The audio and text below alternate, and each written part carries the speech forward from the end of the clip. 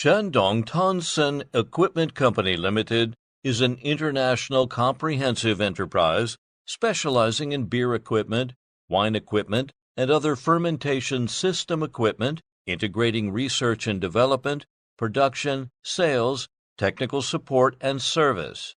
The company has a registered capital of 12 million yuan.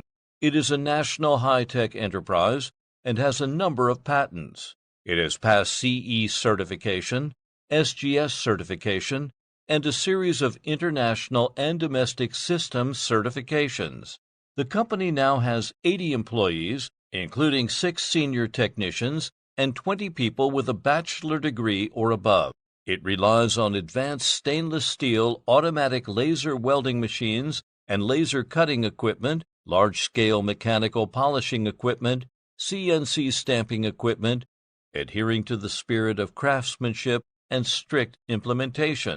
The quality inspection system ensures that all products are of excellent quality, which has won unanimous praise from international and domestic customers.